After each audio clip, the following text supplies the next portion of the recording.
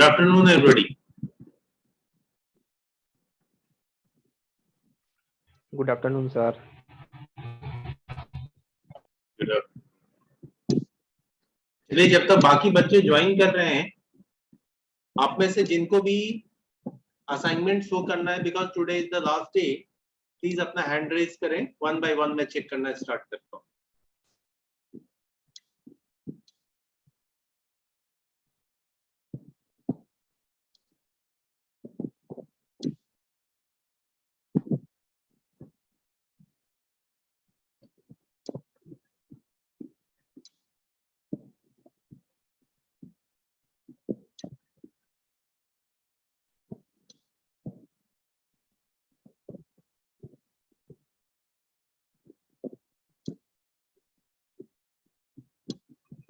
जिनको भी अपना असाइनमेंट करेक्शन कराना है, अपना हैंड रेज करें.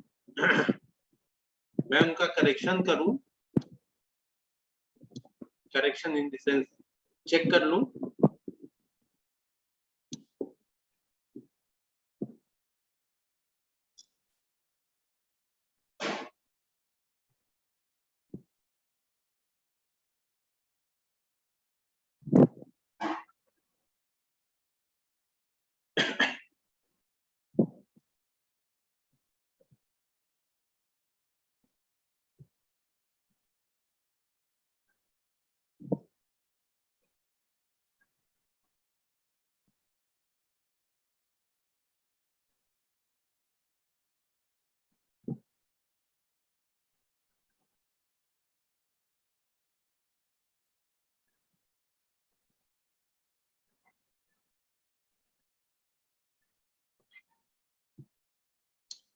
किन्हीं को करेक्शन नहीं, किन्हीं को चेक नहीं करवाना है?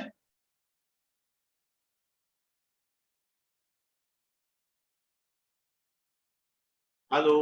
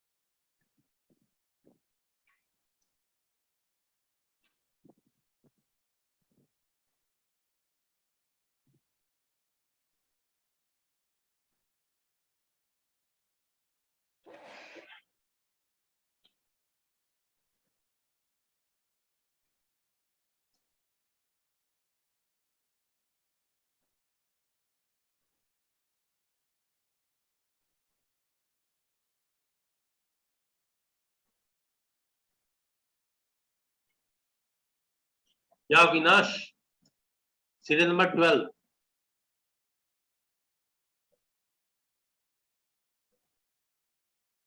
Avinash, serial number 12.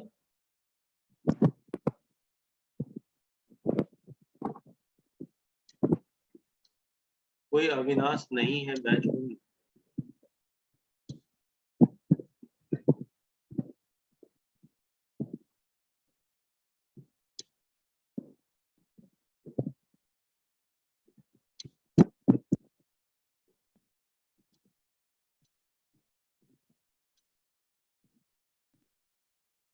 सर लग रहा है सर ये थर्ड पार्टीज कोई ऐड हुआ है. हाँ, मैंने रिमूव कर दिया. एक बच्चे ने मैसेज, अंकित, हाँ तुम्ही ने मैसेज किया.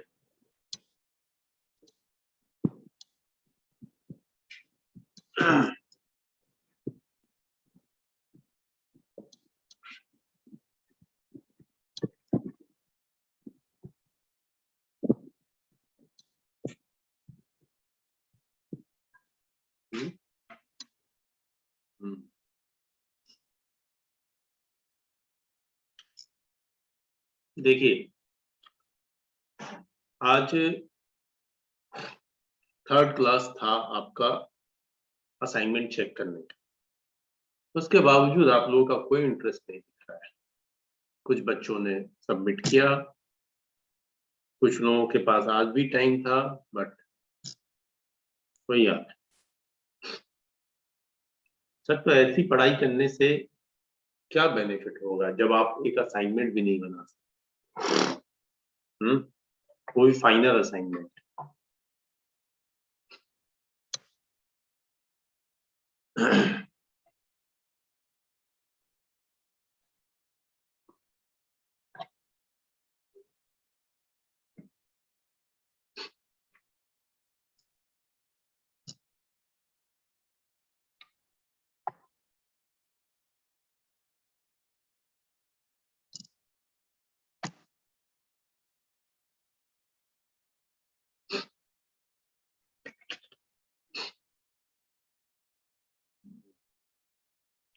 ठीक है,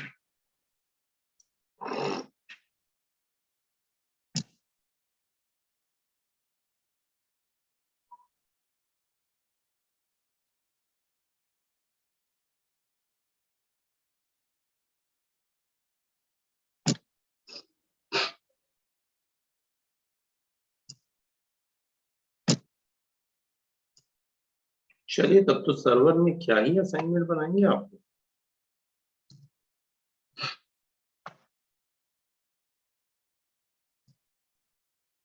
कुछ बच्चों ने मेरे से कमिटमेंट किया था कि सर नेक्स्ट क्लास में श्योर हो जाएगा, वो बच्चे भी नहीं दिख रहे हैं। वेटिंग में कुछ बच्चे हैं सर। वेटिंग में सर। सारे को तो ज्वाइन करा दिया अभी तो। हो गया होगा मे बी सर। शुभम शायद मैसेज किया था सर आपको कि असाइनमेंट मतलब अगले क्लास में सबमिट करें, क्योंकि वो बोला था कि मतलब हमको इमरजेंसी कहीं अपॉइंटमेंट है तो वो निकल गया है, इस बात के लिए आपको मैसेज किया था सर, तो आप सीन नहीं किया तो बोला कि बोल सर से बोल दीजिएगा, तो हमने कहा ठीक। वो मैसेज मेरे को ऐसे ही स्क्रीन पे दिख गया था, ठीक है। Okay sir. देखो बच्चा, अब आप लोग आईटी के स्टूडेंट हैं, अगर हकीकत में अगर कोई बच्चा डेडिकेशन दिखाता है ना, तो बच्चा यूट्यूब पे अपनी वीडियो अपलोड करके और मेरे को लिंक भेज सकता था। उसके लिए तो कोई चैनल क्रिएट करने की जरूरत नहीं होती है कि सर यहाँ से आप प्लीज लिंक से चेक कर लीजिए, मैंने प्रॉपर्ली बनाया हुआ है कि नहीं।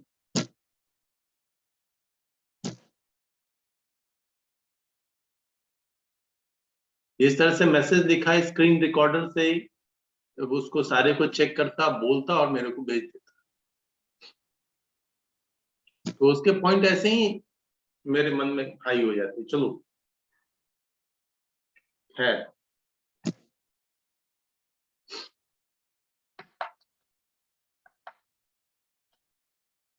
चलिए तो फिर आते हैं सर्वर पे।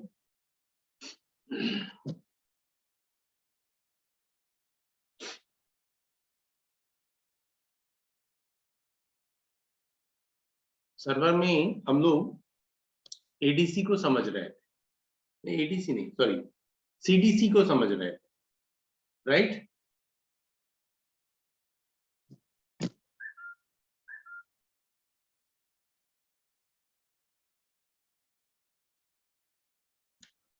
Yes sir.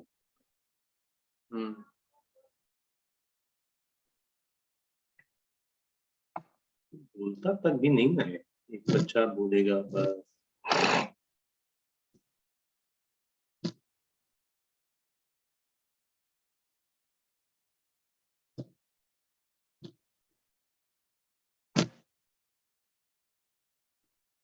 अभी तक स्टिल लोग ज्वाइन ही कर रहे हैं। Anyway,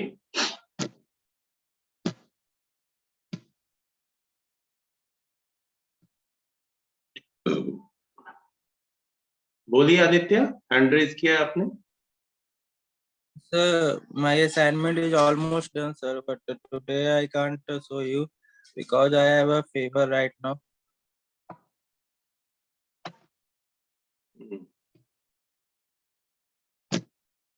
Okay, almost done means Sir, actually almost done. I have complete my assignment, but I can't explain today right now. Okay. I can show you, sir, in next class. Fine. Fine. Okay, sir. Thank you.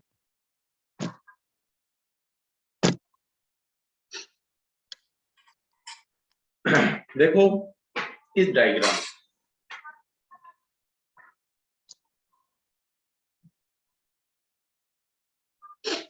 इस diagram में आपको बखूबी दिख रहा है कि यहाँ पे 6 सर्वर मैंने दिखाए, ठीक है। शिवेंद्र कुमार 36 है ना इन बैच 2?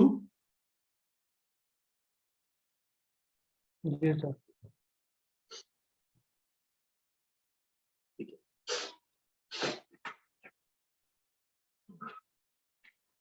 यहाँ पे मैंने उस डीसी नेटवर्क को या डोमेन बेस्ड नेटवर्क को मैंने यहाँ पे 6 सर्वर लिए हैं कुछ चीजों को एक्सप्लेन करने की। जैसा मैं लास्ट क्लास में बोल रहा था कि जो हम पहला डोमेन कंट्रोलर बनाते हैं, तो उस डोमेन कंट्रोलर को हम फॉरेस्ट का पहला डोमेन कहते हैं। अब उसी डोमेन कंट्रोलर से लिंक होते हैं बाकी के दूसरे डोमेन कंट्रोलर। बाकी के दूसरे डोमेन कंट्रोलर्स को बनाने की जरूरत इसलिए पड़ती है जिससे आपका एक डोमेन नेटवर्क लार्ज एरिया को कवर करे, मल्टीपल यूजर्स को सपोर्ट करे, फिजिकली अगर लोकेशन अलग अलग है उन्हें भी कवर करे, सेम लोकेशन पे लार्ज नेटवर्क है तो उनको भी डिवाइड करके कवर करे, जिससे एक पर्टिकुलर सर्वर पे लोड रिड्यूस हो। ठीक है। इसके लिए इसमें हम लोगों ने डिस्कस किया था कि हमारा जो एक डीसी होता है तो उसके नीचे हम एक सीडीसी बना सकते हैं। सीडीसी कहने का मतलब होता है चाइल्ड डोमेन कंट्रोलर। अब ये चाइल्ड डोमेन कंट्रोलर का क्या काम, ये भी सेम डीसी की तरह ही वर्क करता है, लेकिन जैसे इसको हम डिपार्टमेंट वाइज अगर बहुत ज्यादा 600, 700, 800, 1000 एम्प्लॉई हमारे ऑर्गेनाइजेशन में वर्क करते हैं तो हम डिपार्टमेंट वाइज अलग अलग डीसी बनाते हैं। अगर फिजिकल लोकेशन ही अलग है, हेड ऑफिस पटना में है, ब्रांच ऑफिसेस अलग अलग डिस्ट्रिक्ट्स में हैं, तो उधर हम अलग अलग डोमेन बना सकते हैं। तो डिस्ट्रिक्ट्स में बनने वाले जो डोमेन कंट्रोलर होंगे वो पटना हेड ऑफिस के डोमेन कंट्रोलर से लिंक होंगे और डिस्ट्रिक्ट वाले डोमेन कंट्रोलर होंगे चाइल्ड डोमेन कंट्रोलर। अब जैसे यहाँ पे सिंपल एक नाम लिया है क्योंकि यहाँ पर लिखने का भी जगह चाहिए। इस डोमेन कंट्रोलर को, ये जो पहला डोमेन कंट्रोलर आपको दिख रहा है, इसको नाम दिया हमने m.com। m कुछ भी मान सकते, मुंबई, मोतिहारी, कुछ भी, m.com। तो ये पहला डोमेन कंट्रोलर हुआ। तो ये क्या कहलाएगा, यहाँ पे ये फॉरेस्ट भी डिफाइन किया कि भैया m.com एक नया फॉरेस्ट शुरू हुआ है। इस m.com में यहाँ पे 2, 3, 4 यूजर बना दिए मैंने, m1, m2, m3, m4, छोटे छोटे। ये डोमेन कंट्रोलर के नीचे अगर हम कोई डोमेन बनाते हैं, जैसे यहाँ पे एक सीडीसी बनाया मैं, सीडीसी यानी चाइल्ड डोमेन कंट्रोलर, और इसका नाम दिया डी, तो इसका पूरा नाम हो गया d.m.com। तब जाकर के जैसे ही इसके नीचे कोई सीडीसी बना तो ये जो इसके ऊपर वाला डोमेन कंट्रोलर है वो एज अ पीडीसी भी कहलाएगा, यानी पेरेंट डोमेन कंट्रोलर। क्योंकि सिंपल सी बात है, सिंपली हमारी लाइफ में कोई भी आदमी पेरेंट कब बनता, जब उसका कोई बेबी होता है। तो यहाँ पे ये एक बेबी डोमेन कंट्रोलर है, चाइल्ड डोमेन कंट्रोलर, ठीक है। ठीक इसी तरीके से इसके नीचे ऐसा नहीं है कि हम जो है एक ही सीडीसी बना सकते हैं, मल्टीपल सीडीसी बना सकते हैं। तो यहाँ पे मैंने एक दूसरा सीडीसी बना दिया, हाँ, b.m.com, यानी कि एक डी के नाम से सीडीसी, एक बी के नाम से सीडीसी। तो सीडीसी जब भी होगा तो अपने पेरेंट का नेम कैरी करेगा। अगर कोई कहता है कि क्या सीडीसी के नीचे भी सीडीसी बनाया जा सकता है, जैसे ह्यूमन लाइफ में होता है, पेरेंट के चाइल्ड का भी चाइल्ड होता है, तो चाइल्ड भी एक दिन पेरेंट होता है। तो सेम तरीके से जो तरीका हमारे सोशल लाइफ में है, वही तरीका यहां भी होता कि हम इस सीडीसी का भी फर्दर सीडीसी बना सकते। जैसे यहां पे मैंने एक सीडीसी बना दिया पी, तो इसका जो पेरेंट है उसका नाम तो d.m.com है, तो इसके चाइल्ड के नाम में एक लेवल और बढ़ जाएगा, p.d.m.com। यहाँ पे देखो d.m.com, अब ये भी नाम इसमें ऐड हो गया और ये फाइनली हो गया p.d.m.com, ठीक है। तो इस तरीके से ये पहला पेरेंट, ये दूसरा पेरेंट और ये तीसरा अभी सीडीसी में है। इसमें भी अगर हम कोई बनाने जाएंगे तो वो फिर ये भी पेरेंट हो जाए। तो इस तरह की हायरार्की आप यूज कर सकते हैं और अपने नेटवर्क को जितना चाहे उतना एनहांस कर सकते हैं, बढ़ा सकते हैं, लार्ज एरिया कवर कर सकते हैं। अब ये जितने भी इस तरफ अगर आप ध्यान देंगे तो इस तरफ जितने भी सर्वर्स हैं, ये सारे सर्वर एक दूसरे से लिंक्ड हैं as a parent child relationship.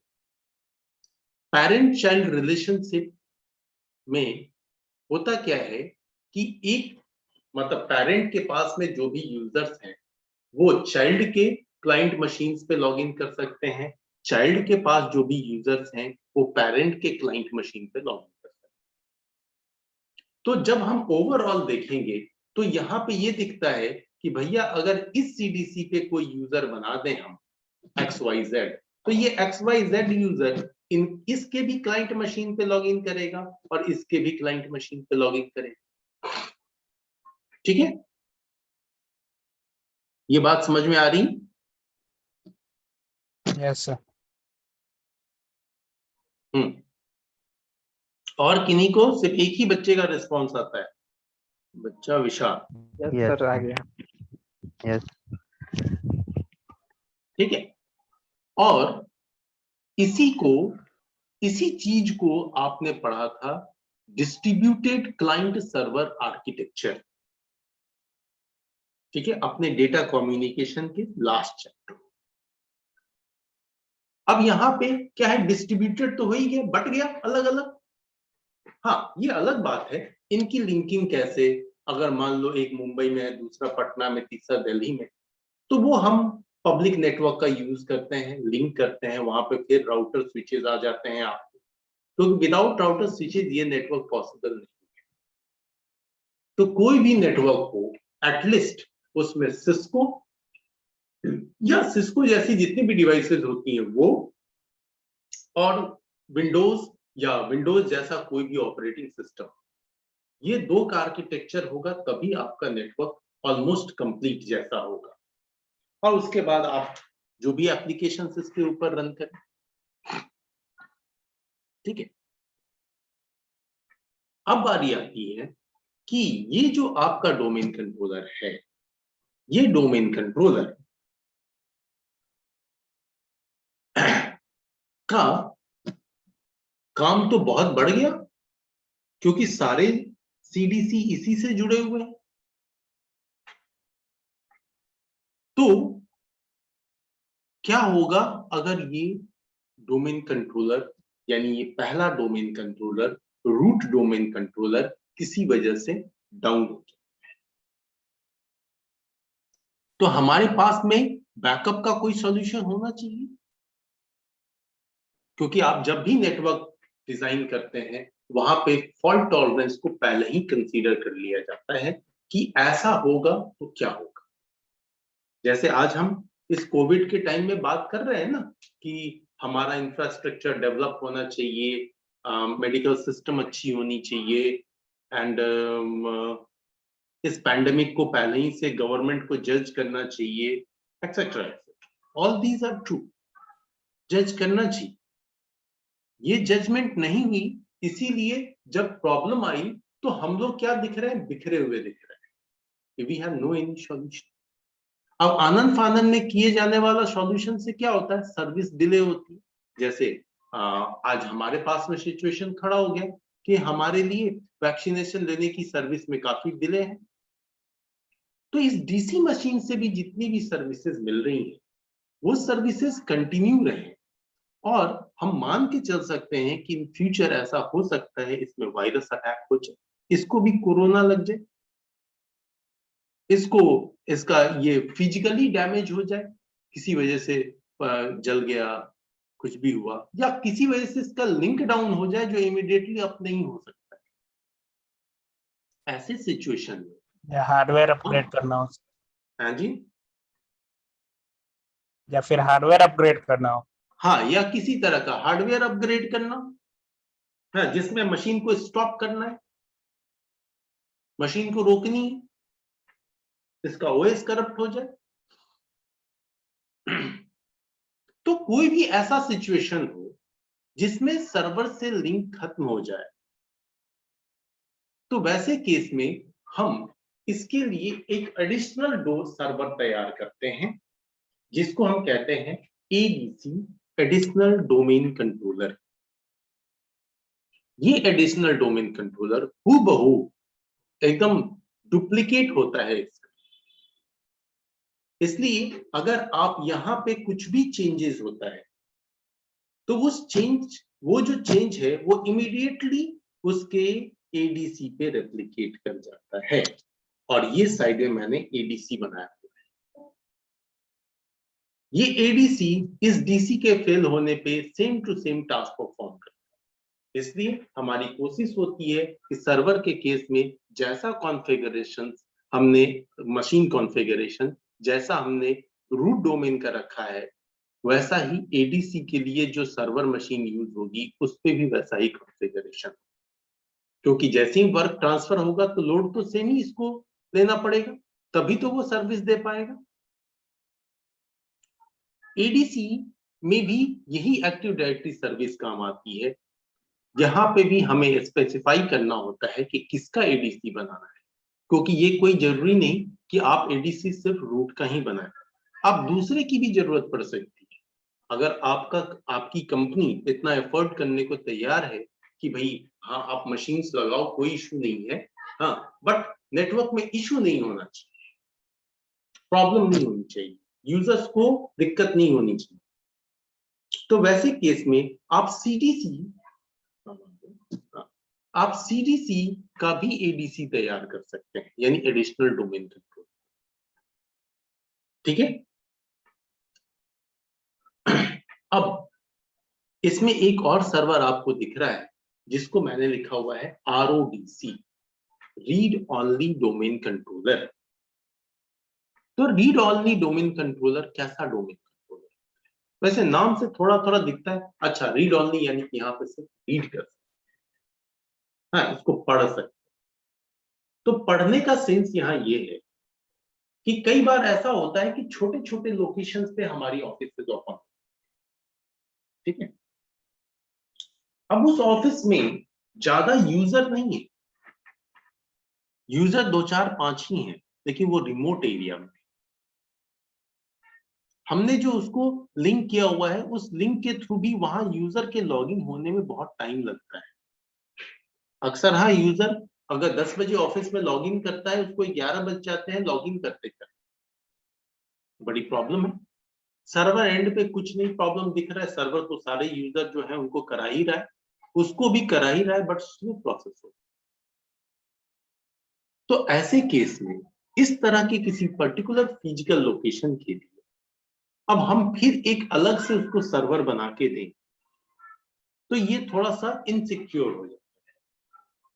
इसलिए वहां हम सर्वर बनाते हैं एक ऐसा एक छोटा सर्वर डालते हैं जिस सर्वर पे हम ADDS सर्विस डालते हैं, उसको भी एक DC बनाते हैं, लेकिन उस DC को हम कर देते हैं RODC, कि यहां पे जो भी रिकॉर्ड रहेंगे वो DC से ही रेप्लिकेट होके आएंगे। इस लोकल मतलब इस लोकल नेटवर्क में, यानी कि उस रिमोट एरिया में जो नेटवर्क है, वहां पे system setting, security, configuration, user को डिफाइन करना, OU पर ऐसी चीजें ना हो। वो सिर्फ मेन डोमेन कंट्रोलर पे हो रही एक्टिविटी को यहाँ पे रेप्लिकेट किया जाए, और यहां से इस मशीन के हेल्प से यहाँ के लोकल ऑफिस में जो कुछ यूजर्स हैं वो बड़ी आसानी से लॉग इन कर जाए। ठीक है, सर्वर के तरफ से रिस्पॉन्ड होने में टाइम लग रहा है, लेकिन ये धीरे धीरे उनसे कम्युनिकेट करता रहेगा, बट लोकली वो यूजर को लॉग इन करा। इसीलिए हम लोग RODC डिफाइन करते हैं। ठीक है, अब क्या है कि चीजें बहुत फास्ट हो रही हैं। अब तो हमारे पास में बहुत ही हाई स्पीड के लिंक्स हैं, डे बाय डे डेवलप भी हो रहे हैं, तो ऐसा जरूरत नहीं होती, लोग लॉग इन कर जाते हैं। फिर भी कॉन्सेप्ट है आपका RODC का, इसको हम लोग बड़ी आसानी से बना भी सकते हैं। तो ये जो पूरा का पूरा आप सिनेरियो देख रहे हैं, ये डिस्ट्रीब्यूटेड क्लाइंट सर्वर आर्किटेक्चर का ये पूरा सिनेरियो एक डोमेन बेस्ड नेटवर्क को रिप्रेजेंट करता है। यहाँ पे हमारा मेन डोमेन m.com इसी के नीचे चल रहा है। अब बात आती है कि मान लो यहाँ फिर आता हूं, इस मशीन पे अगर कोई यूजर, इस मशीन पे कोई यूजर डिफाइन होता है जो इससे कनेक्टेड क्लाइंट्स से पे लॉगिन करेगा, तो उस यूजर का पूरा नाम क्या हो जाए? कुछ इस तरीके से, मान लो यहाँ पे यूजर एक बनाया P1, तो P1 का पूरा नाम हो जाएगा P1@p.d.m.com। ठीक है, लेकिन आप जब और फर्दर स्टडी करते हैं तो वहां पे इन नाम को छोटा करने का भी तरीका होता है। हकीकत में हम लोगों को हमेशा नाम छोटा ही दिखता है जब लॉगिन, हकीकत में डोमेन का चेन होता है, लेकिन इस नाम को शॉर्ट कर सकते हैं। जैसे आप YouTube पे कभी कभी कोई वीडियो अगर अपलोड किए होंगे, अपनी खुद की बनाई हुई वीडियो, तो वहां पे क्या देखते हैं कि जब आप कोई लिंक शेयर करने जाते हैं तो वो लिंक नेम बहुत बड़ा होता है, अगर आप उसको शॉर्ट में क्लिक कर देते हैं तो वो छोटा हो जाता है, जिससे अगले यूजर को भी ज्यादा परेशानी ना हो। ठीक उसी तरीके से यूजर को खुद भी तो लॉगिन करना है, उसको भी अपना लॉगिन नेम टाइप करना है, तो उसको टाइप करने में परेशानी ना हो, तो इसको हम लोग शॉर्ट कर देते हैं। ये जो नेम है उसको क्या कहते हैं, मैंने लास्ट क्लास में बताया था, यूजर प्रिंसिपल नेम, UPN बोलते हैं। ठीक है, इसी UPN में जो सफिक्स लगा हुआ है उस सफिक्स को हम शॉर्ट कर देते हैं। तो सफिक्स और प्रीफिक्स यहाँ कैसे डिफाइन होगा, तो जो @ के पहले है वो प्रीफिक्स, जो बाद में है वो सफिक्स। ठीक है, तो ये तो आगे की चीज होती है, जस्ट मैंने इसको इसलिए बताया क्योंकि किसी किसी बच्चे के माइंड में आ रहा होगा कि बाबा रे America.India.Bharat.Japan.com अगर हो जाए तो इतना बड़ा तो नाम ही टाइप कर।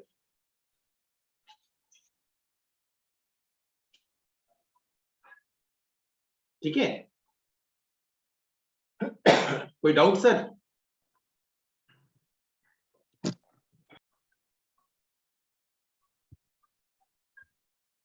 Hello, no sir. No sir.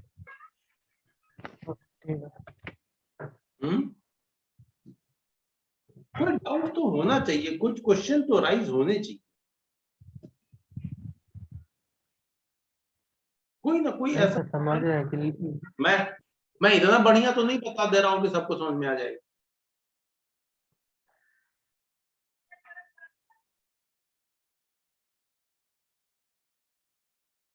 और जहां तक मुझे मालूम है 6 सेमेस्टर का बच्चा भी इतना शांत नहीं है कि एकदम जैसे लगता है बहुत धर्म धारण कर लिया है।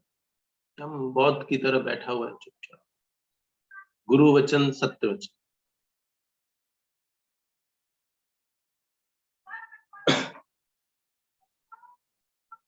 ठीक।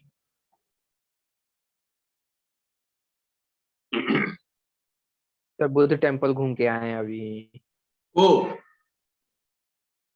मैं मिहिर, नहीं सर, हम लोग ये लॉकडाउन में कहाँ घूमने चले गए?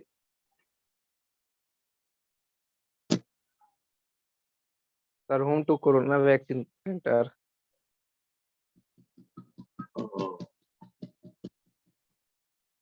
ठीक है, अब इसी का एक्सप्लेनेशन नीचे लिखा हुआ है सर। ओयू को मैंने आपको समझाया था, कोई जन बताएंगे ओयू क्या होता है?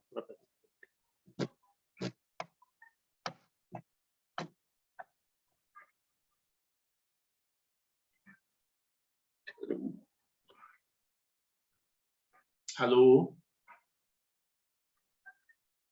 सर किसी डोमेन के अंदर ही पर्टिकुलर ऑर्गेनाइजेशन का सब डोमेन। पर्टिकुलर ऑर्गेनाइजेशन का सब डोमेन सर, जैसे कोई डिवीजन हो डोमेन के अंदर ही। हाँ, तो सब डोमेन नहीं बच्चे, एक डोमेन में अगर बहुत यूजर्स हैं तो उन यूजर्स का ग्रुपिंग, क्योंकि ओयू क्या है, ओयू एक कंटेनर है, जस्ट लाइक कंटेनर। इस कंटेनर में यूजर्स, प्रिंटर्स, कंप्यूटर्स सारे डाले जाते हैं। अब मान लो ओयू मैंने यूजर पॉइंट ऑफ व्यू से बनाया, तो क्यों बनाया? क्योंकि मुझे यूजर्स की ग्रुपिंग करनी है। एक ओयू या अकाउंट डिपार्टमेंट, दूसरा ओयू सेल्स डिपार्टमेंट। तो नाम तो दे दिया ओयू को कि sales department, account department, marketing department. अब इसके अंदर यूजर डालना, इससे क्या बेनिफिट है यूजर्स की इस तरीके से ग्रुपिंग करने से? ये कि हम जब कोई सिक्योरिटी लगाना चाहते हैं, जैसे एक छोटा सा एग्जांपल दूं, हमारा एक कोई एप्लीकेशन तो है नहीं, अच्छा रेडीमेड एप्लीकेशन हो रहा है, मान लो अडोब रीडर। अडोब रीडर होता है फाइल पढ़ने के लिए, पीडीएफ फाइल पढ़ने के लिए। इस अडोब रीडर को मैं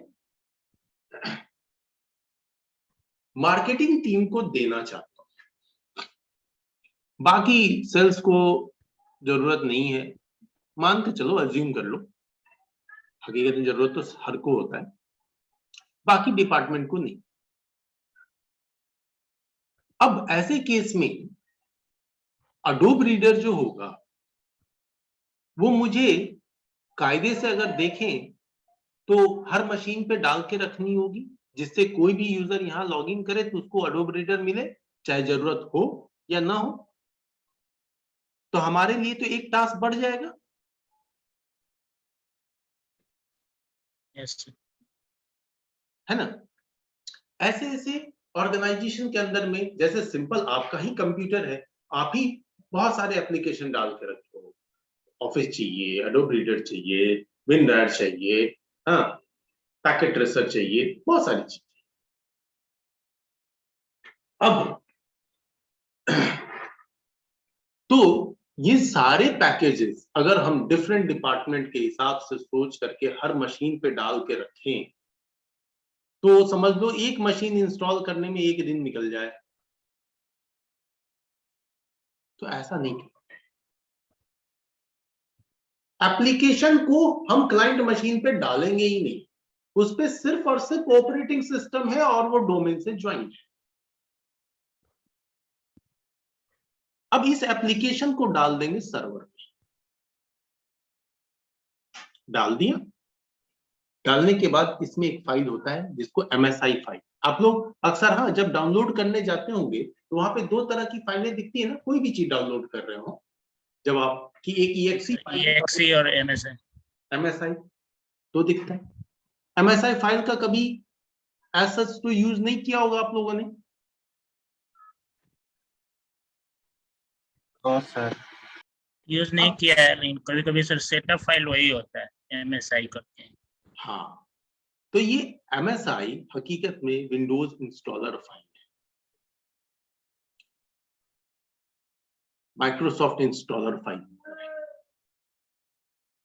इस MSI फाइल की जरूरत पड़ती है जब हम जो अभी सिनेरियो हम लोग बात कर रहे हैं उस तरह के सिनेरियो को क्रिएट करने की। हम सर्वर पे इसी MSI फाइल को निकाल करके और डाल दें, एप्लीकेशन का MSI फाइल निकाल के डाल दें या कहीं से भी लाके डाल दें। इसको हम डिप्लॉय करते हैं किसी भी, मान लो हम लोगों ने एग्जांपल दिया मार्केटिंग, तो मार्केटिंग पे डिप्लॉय करना है कि मार्केटिंग के हर एम्प्लॉय को जब भी वो किस नेटवर्क के किसी भी सिस्टम पे लॉगिन करे तो उसको अडोब रीडर मिल जाए। तब वैसे केस में हम करते क्या है कि भाई एप्लीकेशन को इंस्टॉल तो करने नहीं जा रहे, उसको तो हमने पहले ही डिसाइड कर दिया कितना इंस्टॉल करेंगे, तो हम पर्टिकुलर OU पे डाल देते हैं। अब OU में जितने भी मार्केटिंग के एम्प्लॉय होंगे यानी यूजर होंगे वो सारे होंगे। अब वो यूजर नेटवर्क के किसी भी मशीन पे लॉगिन करेंगे, जैसे ही लॉगिन करेंगे तो उसमें भी तरीका होता है इंस्टॉल करने का। लॉगिन करेंगे, लॉगिन हो जाएंगे, लेकिन जैसे ही वो कोई PDF फाइल पे डबल क्लिक करेंगे कि भाई इसको ओपन करके पढूं, लेकिन PDF पढ़ने के लिए तो आपके पास फैसिलिटी नहीं है, ऑटोमेटिकली उसी वक्त में सर्वर के तरफ से वो जो एप्लीकेशन है वो डिप्लॉय हो जाएगा, थोड़ा सा टाइम लेगा और आपकी मशीन पे इंस्टॉल हो जाएगा।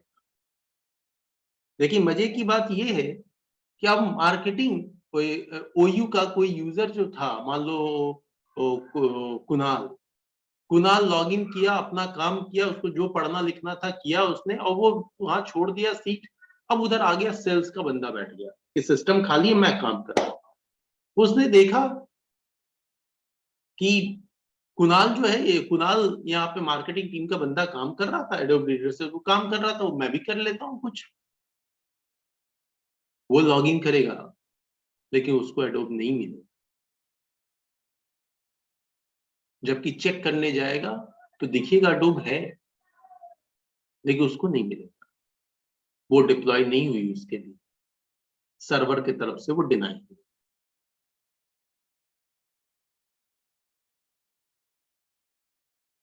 तो ऐसी ये तो एक एग्जांपल दिया मैंने आपको, ऐसी बहुत सारी चीजें